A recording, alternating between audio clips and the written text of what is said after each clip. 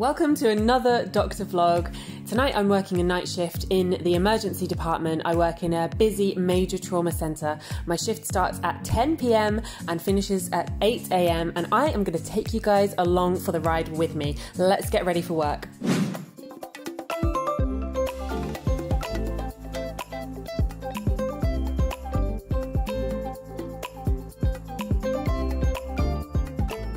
Well, hello guys, I thought it was time to do another vlog. I'm working 3 night shifts starting from tonight, and this is the first time since I had COVID that I've worked 3 shifts in a row, so I feel a little bit nervous, but I thought I could take you guys along with me and we'll see how I get on. So I've actually had a really nice sleep today. I'm feeling good, and I don't normally wear makeup for work, but I've been filming some YouTube videos today, so I put some makeup on and I'm feeling great. I don't know about you guys, but putting a little bit of makeup on does make me feel good about myself. I'll show you my filming setup, and you can actually see a little bit of a behind the scenes of what it looks like when I'm filming my videos. We are going to be moving house in the next couple of months and I'm so excited, can't wait. And when we move, I'm going to have one of the rooms as my dedicated YouTube studio, and I cannot wait because I'm really bored of this setup in the background of all my videos. You guys have seen it for the last 3 years and I'm ready for a change up. I really can't wait to have take my YouTube channel to the next level and to have a proper setup that looks really nice. So anyway, I'll show you what this what my setup looks like at the moment, and then we'll get ready for work. So we're in the spare bedroom. This is the bed that you always see in the background of my videos. Just like mismatched pillowcases and everything. Got my little bedside table here. These candles, oh my goodness, it's just run out, but I don't know if any of you guys have used these diptyque candles before, but wow, they smell nice. This one's looking a little bit worse for wear, but smells incredible. Would definitely recommend. Very expensive, but absolutely gorgeous. My sister bought me this one for a gift. So this is my lighting setup. I've got a couple of cheapy umbrella lights and then my ring light in the middle, and then on the ring light I actually mount my phone. That's how I film my videos, just all on my phone. All my washing in the background there, and then I sellotape my notes onto the ring light here so that I can read them as I'm filming. I got straight back into my pajamas after filming my video, and Vince just made a delicious sausage and mash dinner. Oh my god, so nice to have such comfort food at this time of year when the weather's cold outside and you just want to cozy up and eat something really delicious.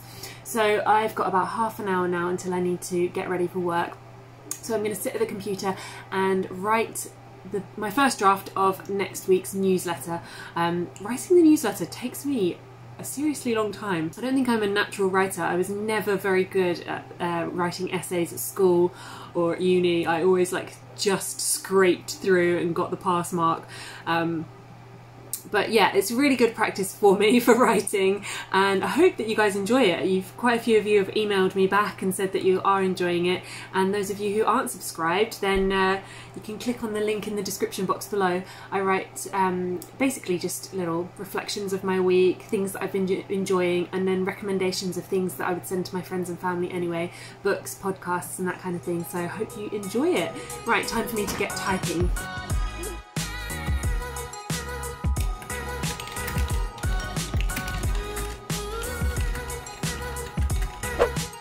Right, hair is done. I am in my uniform and I am ready to go. The first time this year I'm gonna have to scrape my car going to work. Ooh, it's chilly. I'm definitely gonna have to scrape my car again in the morning. I can see my own breath. The thing I love about night shifts, I know this sounds really petty, but for anyone who works in healthcare, you will know the parking situation is not fun, is it? And working night shifts, you can always find a car parking space. Guaranteed when I come out from my shift in the morning, the car park will be pretty much full and I'll be leaving and going home and sleeping. It's quite a weird, smug feeling about doing nights.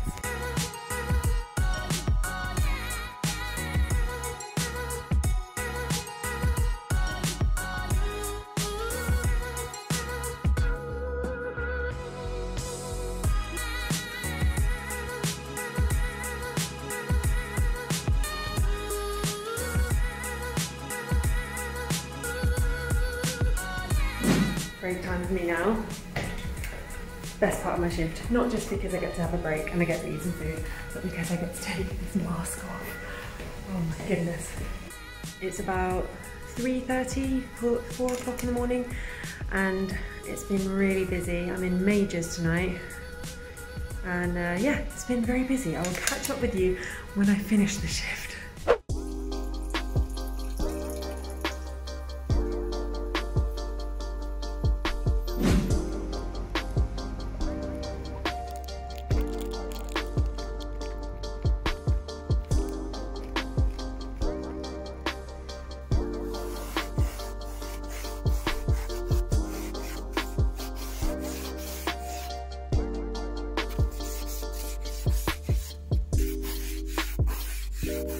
So I finished my shift, I'm in my car, I'm trying to get warm, I can see my own breath, it's not picking up on camera, but let me tell you, it is freezing, and I have just had to de-ice my car, so I'm going to keep this short and sweet because I need to get home and get bundled up and get into bed before my next 2 night shifts.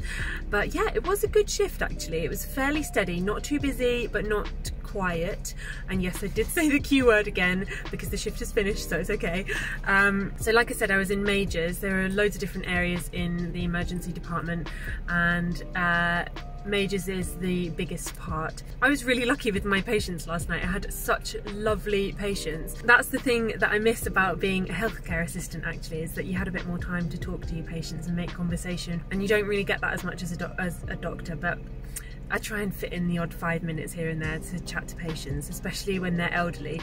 And you know, at the moment with the pandemic, there are so many people that are so lonely at home, and although people don't want to be in hospital generally, in a lot of cases, sadly, it's the first time they've actually been able to speak to someone in person. So making that a little bit of extra effort can, you know, really make a difference to them. So in the elderly population, which was the majority of my patients last night, one of the most common presenting complaints is a fall. And there are so many reasons that people fall, especially elderly people.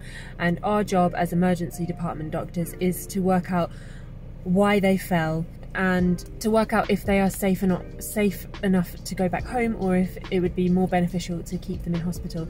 And I've spoken about this on my Instagram page, on my stories, but the difficult thing at the moment is obviously we are in a pandemic, and a lot of our elderly population have lots and lots of comorbidities. Comorbidities meaning that they've got loads of medical conditions, and there's a very fine balance at the moment with whether or not we keep people in hospital. On the one hand, if you send someone home, they might be going home to very little support at the moment and not necessarily getting the medical attention that they often have outside of the pandemic. If you bring them into hospital, you're potentially exposing them to more people, and therefore they're more likely to get COVID. It's a very difficult balance and difficult judgment to make. And that is just one of the big things about being a doctor. You are a lot of the time making judgment calls in people's best interests, and trying to work out the best course of action, often with limited good options. So the first patient I saw of the night was someone who had pain in the top part of their abdomen, which is called the epigastric region. It was very tender when I prodded and poked it, as we do as doctors, and the blood results showed a low hemoglobin and a high urea. The patient didn't really have any other symptoms.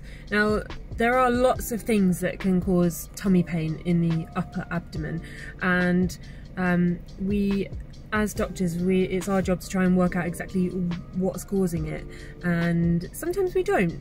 But the idea is that you ask questions and examine thoroughly to get to the point that you know which organ is affected, or organs, and what pathology is going on in that organ. The things that pointed towards a diagnosis in this patient were the low hemoglobin and the high urea. So the hemoglobin is the oxygen carrying portion of the blood, and it can be low for a number of reasons. One of the things that we think about is someone losing blood.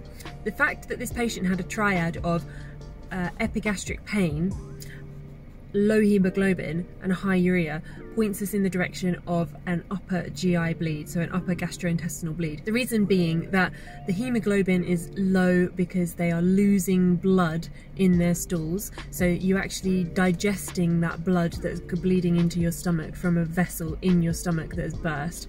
And when you digest the red blood cells, one of the byproducts of that is urea. So your urea in your blood levels goes up, so it points us in that direction. So that patient will come in for an endoscopy, which is a camera into the throat, down into the stomach to have a look, and the burst blood vessel will be repaired. Another patient came in with confusion and feeling generally unwell, and this was another elderly patient. This patient had a long-term catheter, so catheter being a tube that drains the bladder, so you don't urinate yourself, it actually goes straight into a bag. While catheters are great at relieving the pressure in the bladder for someone that can't wee themselves, they do make people more prone to infections a lot of the time.